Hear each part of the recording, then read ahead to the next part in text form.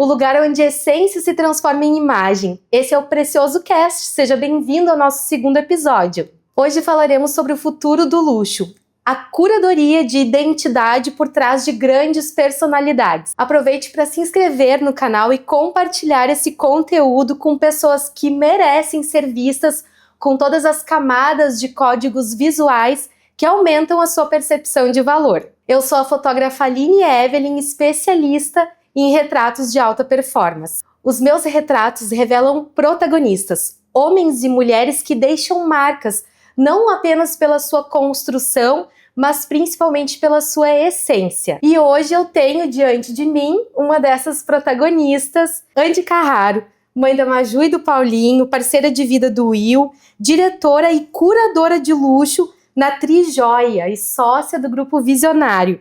Uma mulher que não apenas veste olhos, mas revela identidades, que não vende produtos, mas cria experiências extraordinárias. Seja bem-vinda, Andy. Muito obrigada, muito obrigada. Antes de qualquer título, sempre eu falo que existe um ser humano dotado de virtudes e valores. Então, antes de a gente entrar na Andy enquanto profissional, eu quero conversar um pouquinho mais sobre a Andy enquanto pessoa física, que é mãe, como tu lida com essa dinâmica, né? A gente estava conversando já antes sobre uma dinâmica realmente exaustiva, né? De trabalho / família. Me conta um pouquinho sobre isso. Então, eu brinco que a família é minha primeira empresa, né? Acho que é a base de tudo. Então, a gente sempre pensa na nossa empresa, né? Na nossa missão, no nosso propósito que a gente tem, pensando por quem a gente faz. E eu faço sempre pela minha família. Então, ela é minha primeira empresa, é por quem eu trabalho, por quem eu me dedico todos os dias. Mas como dar conta de todos os papéis que a gente tem, né? Então, na verdade, a gente não dá conta. A gente tem uma agenda, a gente se organiza da melhor forma possível. Às vezes não é possível fazer tudo, mas a gente tem que fazer boas escolhas e fazer escolhas daquilo que faz sentido pra gente. Acho que resume tudo, né? A agenda, boas escolhas, tomar decisões certas e fazer o que é possível de ser feito, né? A gente tem que fazer o que dá, essa que é a verdade, né? Sim. E Andy, eu queria entender um pouquinho mais sobre quem é essa mulher que está por trás, né, de um nome tão bonito, curadoria de luxo. Me conta um pouco mais desses bastidores. Eu acho que antes da questão de ser curadora de luxo, representar uma marca, né, a Trijoia é uma marca nacionalmente conhecida, né, já está há 50 anos no mercado, mas antes de tudo isso, né, de eu estar como diretora dessa empresa, tem a Andy do bastidor, né? Por muitos anos eu fiquei no bastidor e tá tudo bem ficar no bastidor. Eu, né, entendi que eu estava agora num novo período de carreira, que eu deveria ficar à frente da companhia, mas por muito tempo fiquei no bastidor, entendendo que eu era o suporte do meu marido, né? Ele estava muito mais à frente dos negócios e eu ficava no bastidor protegendo algumas situações estratégicas que a gente tinha para o negócio fluir e acontecer. Depois que vieram nossos filhos, eu fiquei de novo no bastidor por algum tempo e muitas mulheres passam por isso, né?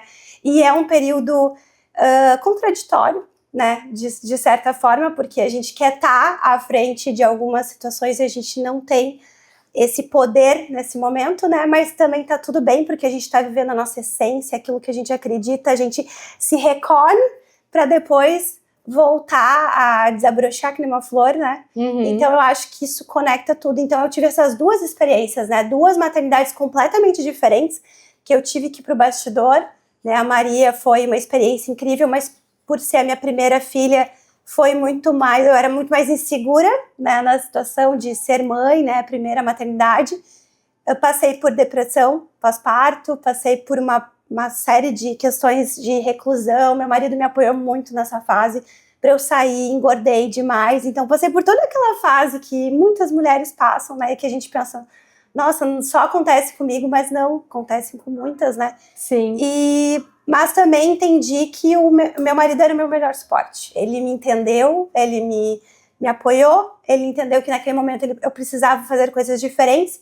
E depois que ele me apoiou dessa forma, eu consegui de novo ficar à frente, me posicionar de novo como uma mulher de negócios, né? Perder peso, ter a questão da autoestima, me gostar, né? E quando eu tive meu segundo filho, a minha proposta já foi completamente diferente. Eu entendi que eu tinha ali um tempo para ficar mais reclusa, mas logo depois eu já entendi, daqui para frente é assim, eu vou, né? Eu já estava com 37 anos, então já estava com muito mais experiência, muito mais bagagem, entendendo que eu podia fazer essa jornada agora mais segura sozinha.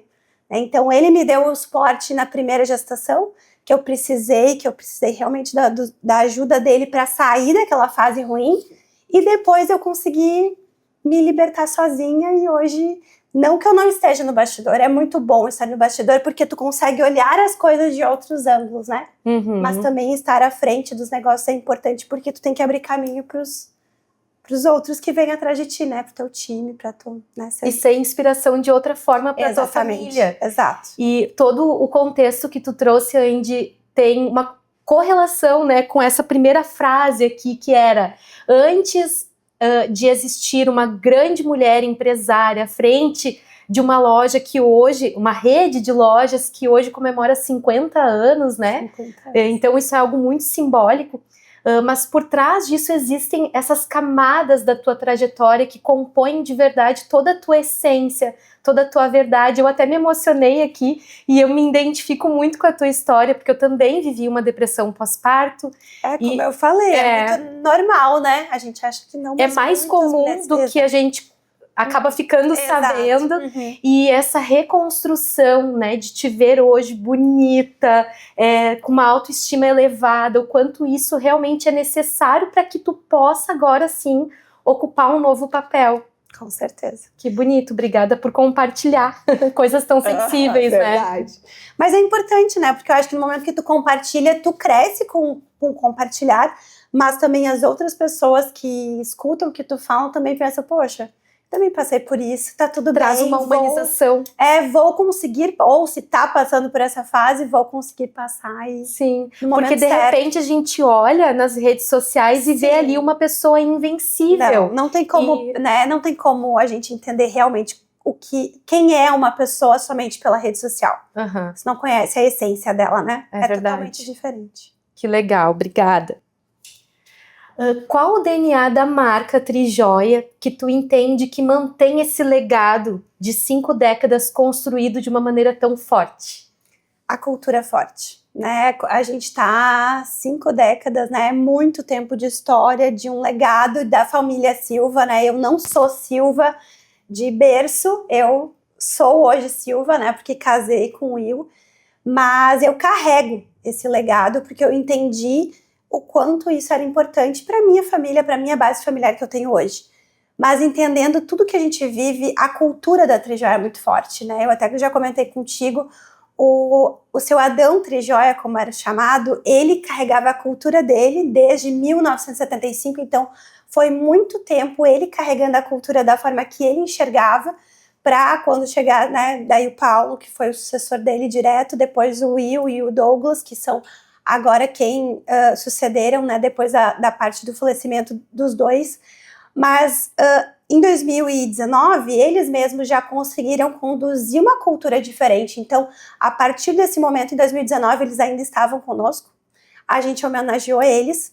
A gente teve um momento simbólico que a gente considera que foi Deus que colocou no nosso caminho, que a gente fez uma homenagem dizendo muito obrigado pelo que vocês construíram até aqui.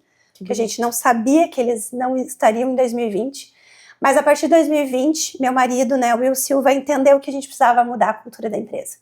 E hoje a cultura que a gente vive da Trijoia, que é, né, 50 anos depois, é muito da cara dele, é o que ele acredita pro negócio e é o que se perpetua até hoje. Então, carregar esse DNA que tu chamou, né, o DNA visionário, o seu Adão era visionário. Foi o primeiro visionário que o Will conheceu. Então, o meu marido carrega, né, o CEO da companhia, o meu sócio de vida, ele carrega esse DNA dentro dele, que é a pessoa que vai trazer a visão para os próximos 50 anos, se Deus quiser, né? Ai, que legal. Mas é muito sobre isso, sabe? É a pessoa que carrega a visão. Ela tem que trazer essa visão e ela vai mostrar essa cultura forte nas ações, no que acontece no dia a dia.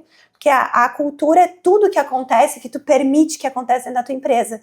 Então é muito forte. E isso que faz um negócio se perpetuar por muitos e muitos anos.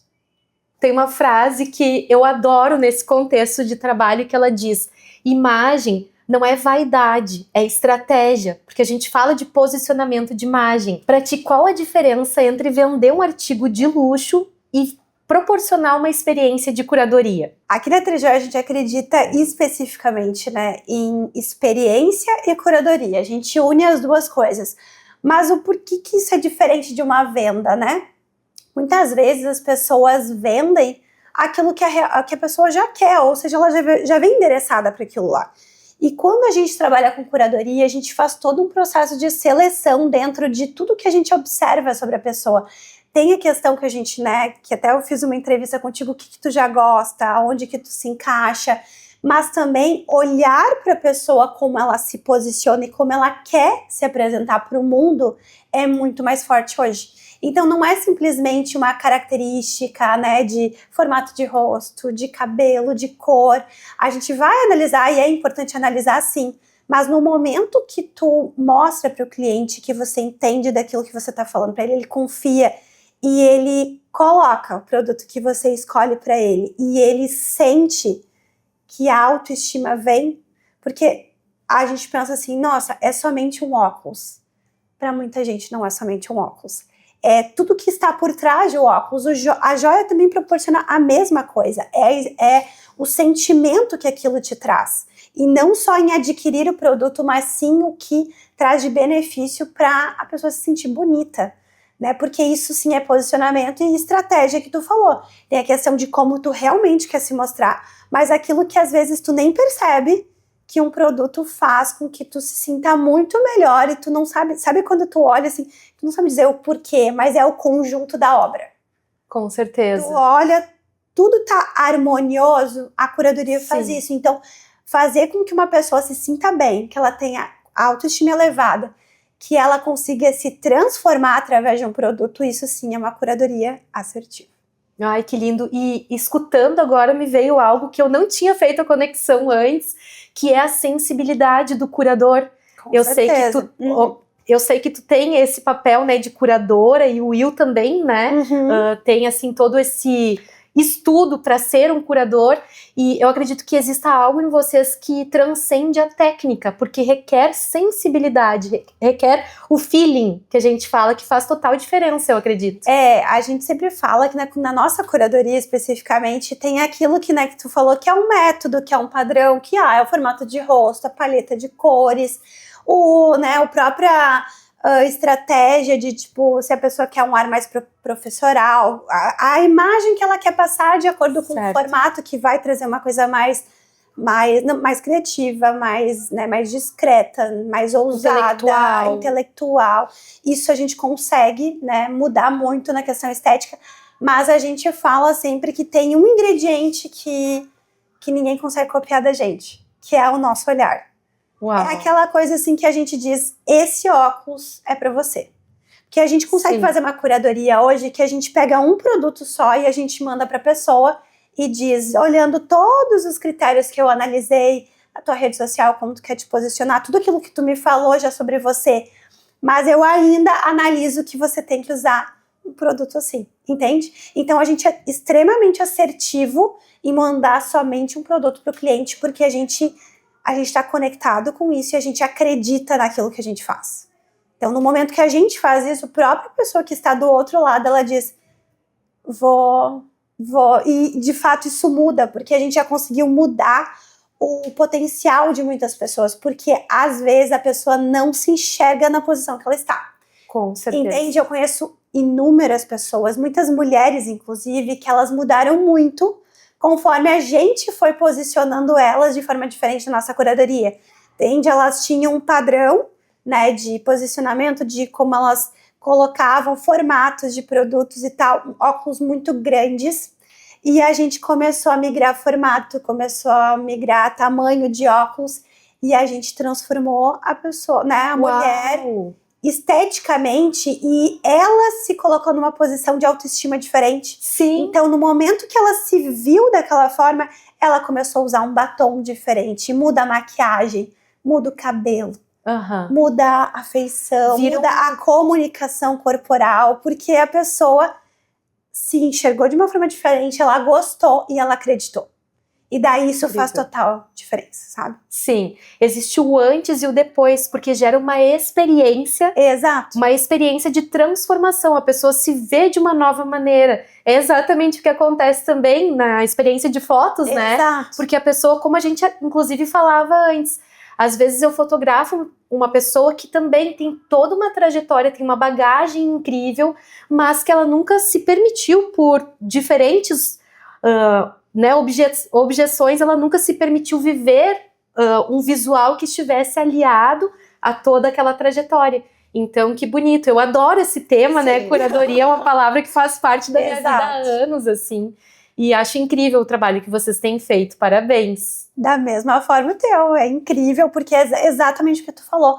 As pessoas, elas não se enxergam na posição do potencial que elas têm. Eu vejo que é isso, sabe? Sim. As pessoas têm um potencial e a gente, como já tá acostumado a trabalhar em ambientes diferentes, a gente já olha pra pessoa e diz, nossa, ficaria perfeito. Mas a pessoa não tá naquele nível ainda, ela não se enxerga daquela forma. E nós, como profissionais, temos que tirar ela da zona de conforto, muitas vezes, e fazer ela experimentar algo diferente. E depois que ela experimenta, vivencia e confia, ela acredita e... Ela acredita no que tá vendo. E acontece. Isso acontece muito comigo e eu imagino que pela tua trajetória, né, pelo que tu contextualizou do que aconteceu pós-parto, imagino que possa ter acontecido contigo também, que é essa descaracterização de quem eu sou. Talvez por isso as mulheres possam sofrer um pouquinho mais com essa questão de se visualizar nesse lugar de grandeza. E existem tantos conceitos, tantas crenças que a gente traz de não merecimento, né, de não poder ter uma peça. Sabe aquela coisa de criança, de passar numa vitrine de loja de shopping e os pais dizerem, não, isso jamais tu vai ter, isso não é pra mim. São frases fortes que a gente vai colocando, que são crenças limitantes, né, que a gente coloca durante criança, mas a gente cresce, né, com aquela criança dizendo, não, isso aqui não é pra mim. Então eu acho que no momento que eu consegui me transformar, né, que nem tu falou da minha gestação, e foi muito disso.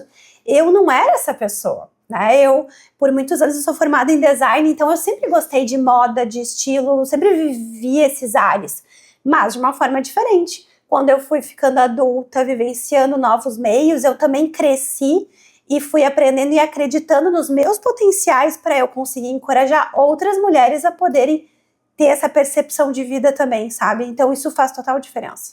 No meu trabalho eu vejo essa concorrência surgindo, né? A inteligência artificial, ela vem fazendo trabalhos, imagens incríveis, assim. E quanto mais eu vejo essa realidade acontecendo, mais vem para essa coisa intrínseca do que de fato a gente faz, a gente proporciona. Porque uma pessoa que vive uma imagem com uma inteligência artificial, ela vai ter uma imagem linda, mas ela não foi transformada pelo processo, né? Então eu acredito muito que tem coisas que se perpetuam. Essas raízes que vão se aprofundando e cada vez mais a gente vê o luxo deixando de ser apenas uma questão estética, mas de fato proporcionando transformações, proporcionando códigos, inclusive códigos muito silenciosos, né, Andy? Exatamente.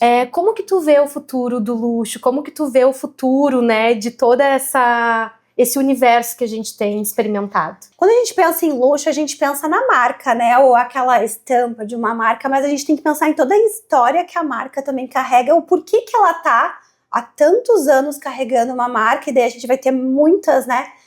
Normalmente as grandes são europeias, então elas carregam muita história para dizer o porquê elas realmente estão onde estão. Exatamente, porque elas têm o valor agregado que elas têm.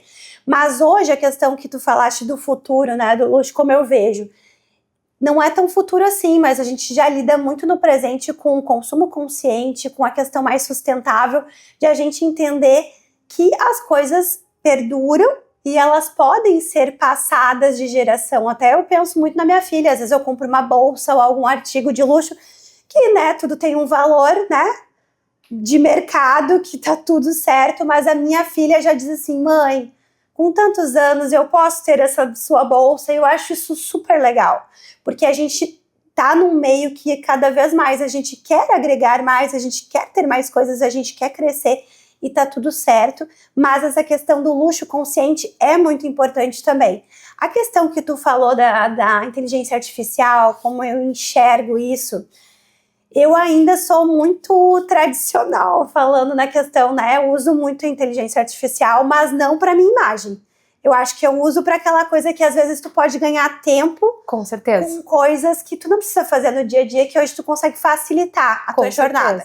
Mas a questão de imagem, eu sou um pouco chata. É a palavra que essa coisa de filtro do Instagram, eu fiquei feliz quando saiu, tá? E voltou depois, né, que não ficou por muito tempo. Mas por quê? Porque eu acho que as pessoas, eu acredito que as pessoas têm que se enxergar como elas realmente são. Porque é isso que transforma as pessoas, porque hoje em dia tem muita coisa para te fazer pelo belo, né? Então o luxo também é sobre isso, sabe? É tu entender o que realmente faz sentido, sabe? É muita coisa, a gente vive num mundo que é muito facilitado, né? A inteligência artificial também trouxe isso, de muitas facilidades, muitas coisas que acontecem o tempo todo, né? Que se renovam o tempo todo, mas às vezes trazer para a essência, trazer para a história daquilo que se perpetuou por muito tempo faz muito mais sentido, porque tu vai construir muito mais solidez. Então, falando de luxo é sobre isso, sabe? Então, e tendências de mercado, né? A gente passa por muitas tendências dentro de marcas, né? Por exemplo, a gente tem épocas que trabalha-se muito com logomanias, com formatos diferentes. E agora a gente está indo muito mais para um luxo silencioso. Uhum. As marcas, elas entendem muito mais o posicionamento delas. E a narrativa. A narrativa, o que elas representam, toda a história que elas querem contar, do que mostrar ali logo estampado. A logo de uma marca que chega antes do produto, sabe? Então hoje vende muito mais o que ela representa, o posicionamento dela, do que incrível. A marca em si.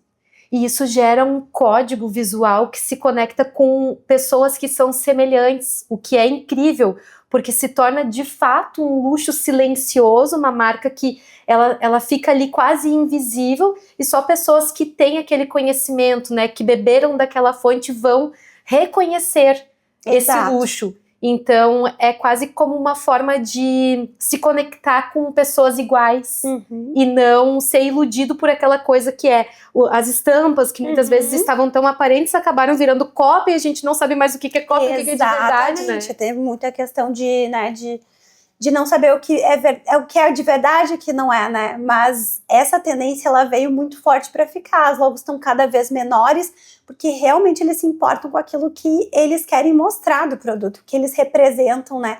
A identidade do produto. Então eu acredito isso tanto para pessoas quanto para produtos, porque isso se conecta muito mais, né? Hoje entendemos que o luxo verdadeiro, ele não está na superfície, mas sim na essência.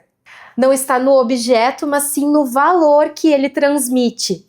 Eu achei incrível essa conexão que tu trouxe da história da Maju, Andy, porque para mim denota muito, traz uma referência à ideia de herança.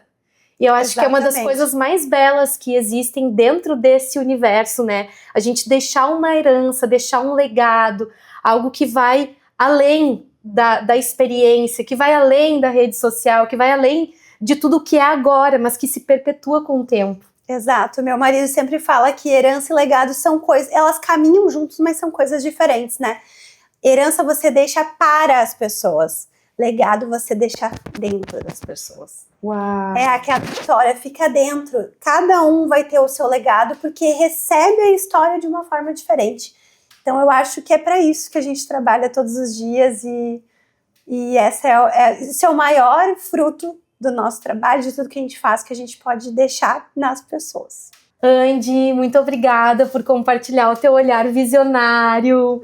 Hoje a gente teve uma experiência prática do que realmente é viver essas camadas de profundidade que vão além das aparências. Então eu adorei te receber aqui. Muito obrigada. Eu que agradeço. Foi um momento muito, muito bacana. A gente trocou, foi tão espontâneo, verdadeiro, genuíno. E isso que é o que a gente espera, né? Então foi muito prazeroso, eu fiquei muito feliz de participar. Muito obrigada. Eu sou a Aline Evelyn, fotógrafa especialista em retratos de alta performance, e esse foi o Precioso Cast, o lugar onde essência se transforma em imagem.